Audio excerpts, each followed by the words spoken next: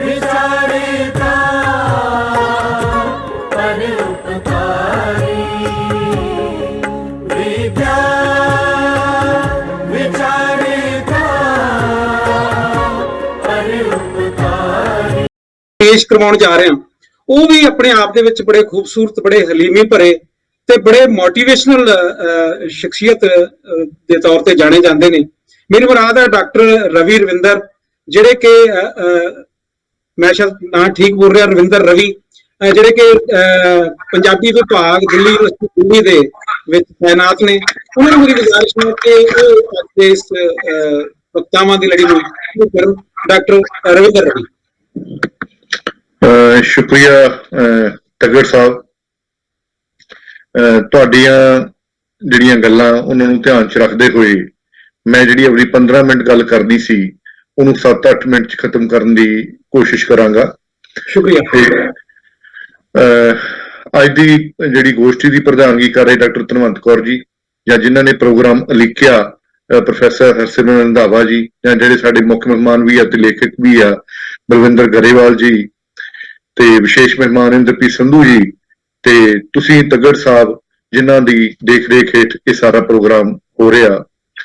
तुसी सारे वधाई दे पात्र हो और अज सब तो वध वधाई दे पात्र डॉक्टर गुरमुख भी है।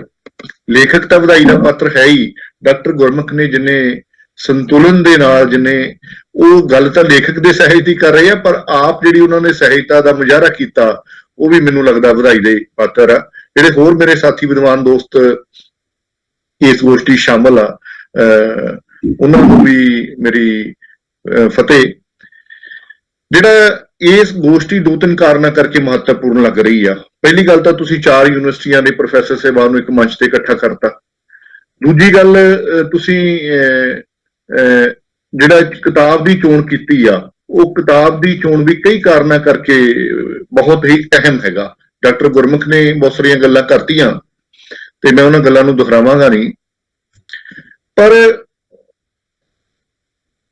इस पुस्तक की भूमिका दे विच बेदी साहब ने इन्हां कहानियां दा बड़ा गहन विश्लेषण करता। ते उन्होंने जे आखिरी आपां सत्र पढ़ीए इस भूमिका दी तां उन्होंने इन्हां कहानियां नूं पढ़न योग, समझण योग, मानण योग ते आनंद भरपूर करन दे समर्थ कहा, जो कि बिल्कुल दुरुस्त आ ते मैं इस गल नाल सहमत हाँ। पर मेरे लिए जिहड़ा एक सवाल खड़ा होया इन्हां कहानियां नूं पढ़दिआं भी की इन्हां कहानियां नूं पढ़दिआं ते समकाली पंजाबी कहानी दा जिहड़ा महादृश्य आ ਉਹਦੇ ਨਾਲ ਨਿਪਟਦੇ ਆ ਜਾਂ ਉਹਦੇ ਨਾਲ ਉਲਝਦੇ ਆ ਸੁਲਝਦੇ ਆ। ਉਹ ਇਹ ਆ ਸਵਾਲ ਵੀ ਕੀ ਸਤਿਅਮ ਸ਼ਿਵਮ ਸੁੰਦਰਮ ਤੋਂ ਅੱਗੇ ਵੀ ਸਾਹਿਤ ਦੀ ਪਰਿਭਾਸ਼ਾ ਘੜੀ ਜਾ ਸਕਦੀ ਆ ਜਾਂ ਘੜੀ ਗਈ ਆ? ਕੀ ਜਿਹੜਾ ਸਾਹਿਤ ਆ ਕੀ ਉਹ ਸਿਰਫ ਸੱਚ ਦੀ ਪੇਸ਼ਕਾਰੀ ਕਰਦਾ ਜਾਂ ਸੁੰਦਰ ਤਰੀਕੇ ਨਾਲ ਹੀ ਸੱਚ ਦੀ ਪੇਸ਼ਕਾਰੀ ਕਰਨਾ ਇੰਨਾ ਹੀ ਕਾਫੀ ਆ ਜਾਂ ਇੰਨਾ ਸਫੀਸ਼ੀਐਂਟ ਆ? ਇਹਦਾ ਜਿਹੜਾ ਜਵਾਬ ਆ ਬਹੁਤ ਸਾਲ ਪਹਿਲਾਂ ਧਰਮਵੀਰ ਭਾਰਤੀ ਨੇ ਇੱਕ ਨਾਵਲ ਲਿਖਿਆ ਸੀ ਸੂਰਜ ਕਾ ਸਾਤਵਾਂ ਘੋੜਾ, ਤੇ ਉਹਦੇ ਆਧਾਰ ਤੇ ਸ਼ਾਮ ਬੈਨੇਗਲ ਨੇ ਇੱਕ ਫਿਲਮ ਡਾਇਰੈਕਟ ਕੀਤੀ ਸੀ।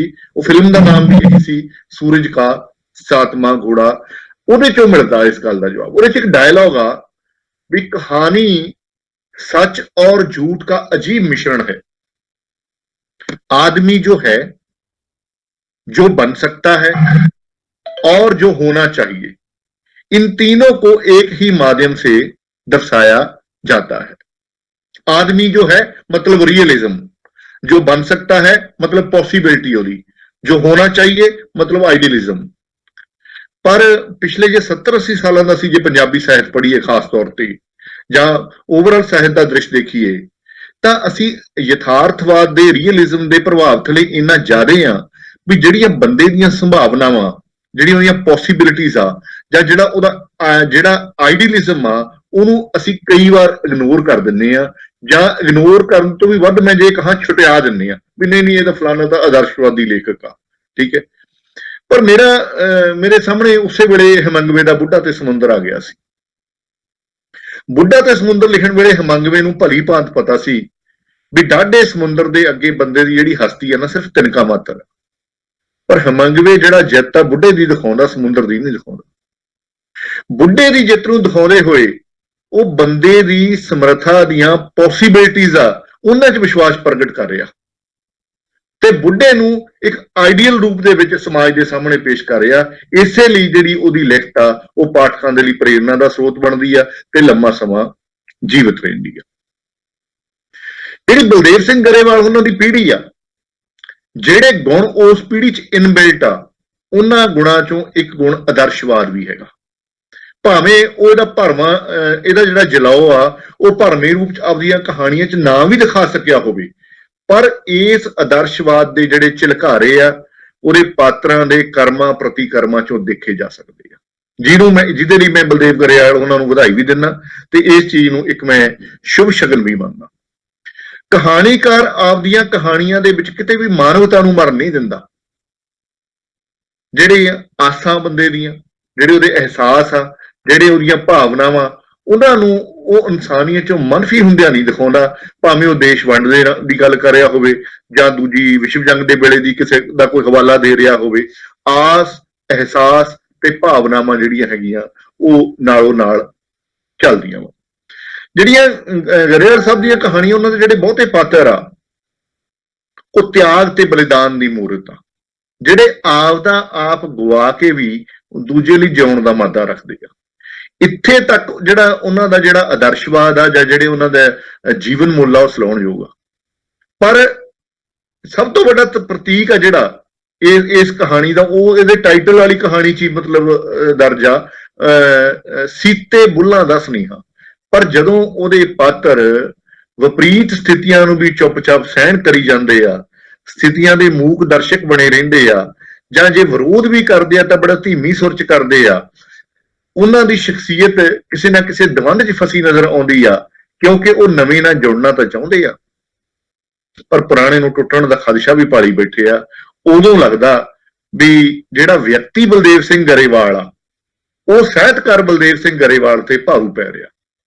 ਉਹ ਸਿਰਫ ਆਪਦੀ ਪੀੜ੍ਹੀ ਦੀ ਕਹਾਣੀ ਲਿਖ ਰਿਹਾ, ਸ਼ਾਇਦ ਪ੍ਰਵਾਸੀ ਸਮਾਜ ਦੀ ਕਹਾਣੀ ਨਹੀਂ ਲਿਖ ਰਿਹਾ। ਆਪਦੀ ਪੀੜ੍ਹੀ ਨੂੰ ਬਹੁਤ ਸੋਹਣੇ ਢੰਗ ਨਾਲ ਰਿਪਰੈਜ਼ੈਂਟ ਕਰ ਰਿਹਾ। ਆਪਦੇ ਅੰਦਰਲਾ ਜਿਹੜਾ ਬਲਦੇਵ ਸਿੰਘ ਗਰੇਵਾਲ ਆ, ਉਸ ਮਨੁੱਖ ਨੂੰ ਬੜੀ ਖੂਬਸੂਰਤੀ ਦੇ ਨਾਲ ਉਹ ਪੇਸ਼ ਕਰ ਰਿਹਾ।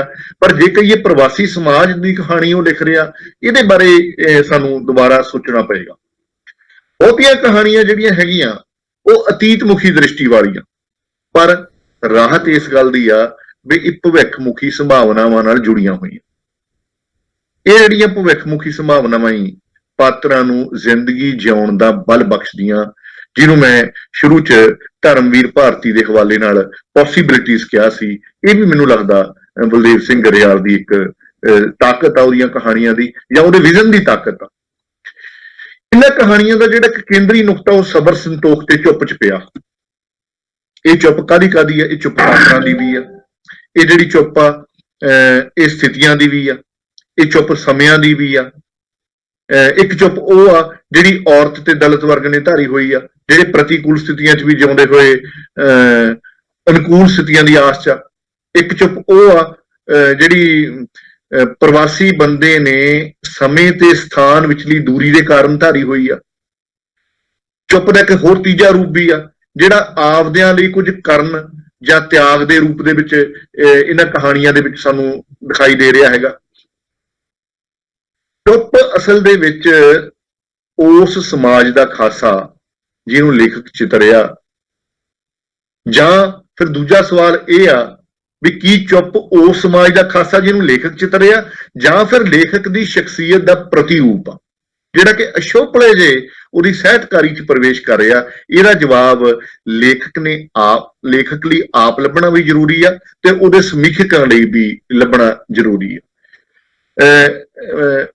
ਪਰ ਇਹਨਾਂ ਤਮਾਮ ਨੁਕਤਿਆਂ ਦੇ ਨਾਲ ਨਾਲ ਜਿਹੜਾ ਕਥਾਕਾਰ ਆ ਉਹਦੇ ਦ੍ਰਿਸ਼ਟੀਕੋਣ ਦੀ ਜਿਹੜੀ ਖੂਬਸੂਰਤੀ ਆ, ਮੈਨੂੰ ਲੱਗਦਾ ਇਸ ਗੱਲ 'ਚ ਆ ਵੀ ਉਹ ਪੂਰਬੀ ਤੇ ਪੱਛਮੀ ਸੱਭਿਆਚਾਰ ਦੇ ਟਕਰਾਅ 'ਚ ਜਿਹੜੀਆਂ ਪੂਰਬੀ ਨੈਤਿਕ ਕਦਰਾਂ ਕੀਮਤਾਂ ਦੇ ਹੋਰੇ ਘਾਣ ਦੀ ਦੁਹਾਈ ਨਹੀਂ ਪਾਉਂਦਾ ਜਿਵੇਂ ਕਿ ਸਾਡੇ ਬਹੁਤੇ ਪ੍ਰਵਾਸੀ ਲੇਖਕ ਕਰਦੇ ਆ। ਸਗੋਂ ਪੂਰਬ ਦੇ ਸੰਬਿਤ ਉਹ ਪੱਛਮੀ ਸੱਭਿਆਚਾਰ ਦੀਆਂ ਕਦਰਾਂ ਕੀਮਤਾਂ ਨੂੰ, ਜਿਹੜੀਆਂ ਪੋਜ਼ਿਟਿਵ ਕਦਰਾਂ ਕੀਮਤਾਂ, ਉਹਨਾਂ ਨੂੰ ਵੀ ਅਗਰ ਭੂਮੀ ਤੇ ਲੈ ਕੇ ਆਉਂਦਾ।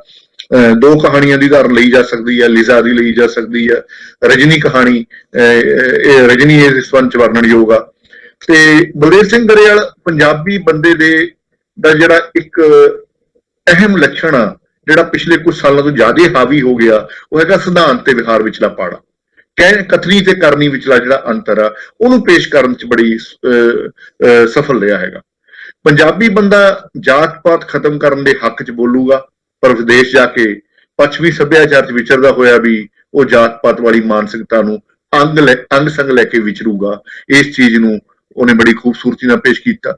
ਪੰਜਾਬੀ ਬੰਦਾ ਔਰਤ ਦੀ ਆਜ਼ਾਦੀ ਦੀ ਗੱਲ ਕਰਦਾ, ਪਰ ਵਿਹਾਰਕ ਰੂਪ 'ਚ ਜਦੋਂ ਨਾਰੀ ਵਿਰੋਧੀ ਮਾਨਸਿਕਤਾ ਦਾ ਮੁਜ਼ਾਹਰਾ ਕਰਦਾ ਉਹ, ਤਾਂ ਉਹਨੂੰ ਪਤਾ ਹੀ ਨਹੀਂ ਹੁੰਦਾ ਕਿ ਉਹ ਕਦੋਂ ਔਰਤ ਦੇ ਵਿਰੋਧ 'ਚ ਭੁਗਤ ਰਿਹਾ। ਤੇ ਔਰਤ ਮਰਦ ਸੰਬੰਧਾਂ ਦੀ ਸੰਵੇਦਨਸ਼ੀਲਤਾ ਜਿਹੜੀ ਹੈਗੀ ਆ ਉਹਨੂੰ ਵੀ ਸੂਖਮਤਾ ਤੇ ਸਹਿਜਤਾ ਦੇ ਨਾਲ ਪੇਸ਼ ਕਰਨਾ, ਅਸ਼ਲੀਲਤਾ ਦੀ ਪੁੱਠ ਨਾ ਚੜਨ ਦੇਣਾ, ਇਹ ਬਲਦੇਵ ਗਰੇਵਾਲ ਦੀ ਬਰਤਾਂਤਕਾਰੀ ਦਾ ਮੈਨੂੰ ਹਾਸਲ ਲੱਗਦਾ ਹੈਗਾ। ਵੀ ਜਿਹੜੀ ਗੱਲ ਗੁਰਮੁਖ ਨੇ ਵੀ ਕੀਤੀ ਸੀ ਵੀ ਸਹਿਜਤਾ ਜਿਹੜੀ ਹੈਗੀ ਆ ਉਹਦੀ ਸ਼ਖਸੀਅਤ ਦਾ ਵੀ ਗੁਣ ਹੋਏਗਾ। ਗਰੇਵਾਲ ਸਾਹਿਬ ਨੂੰ ਕਦੇ ਮਿਲਿਆ ਨਹੀਂ ਇਹਨਾਂ ਨੂੰ, ਤੇ ਉਹ ਗੁਣ ਜਿਹੜਾ ਇਹਨਾਂ ਦੇ ਬਰਤਾਂਤ ਦੇ ਵਿੱਚ ਵੀ ਉਤਰਿਆ।